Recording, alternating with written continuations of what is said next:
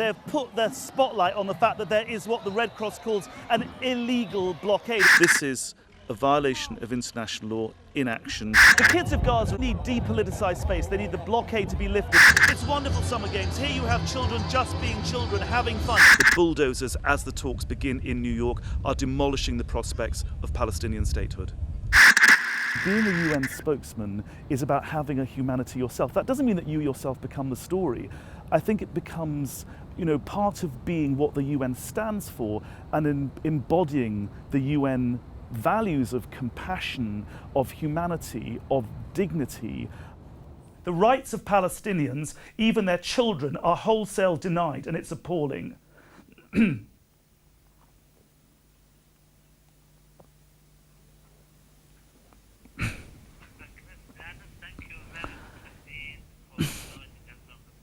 My pleasure.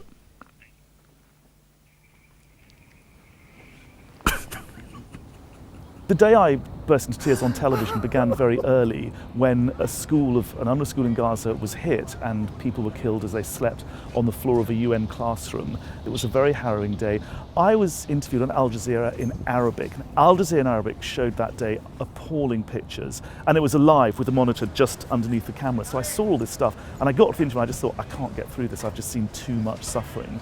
And then when the interview was over, I broke down. So I put my head in my hands and wept uncontrollably, and the Al Jazeera cameraman carried on filming, didn't ask my permission. I had no idea. I thought it was a completely private moment of grief, and it was sent back to Doha, broadcast every hour at the top of the hour for the next day or so. It went viral. I had thousands of emails from people just saying it was so human and so authentic a moment, and coming from a UN official, it showed, I think, to the world that the indignation and outrage was real.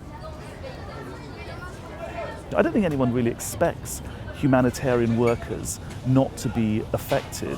I think quite the reverse. I think people would think you were slightly weird if you went through these experiences and behaved as if you were going to an office every day and being an accountant.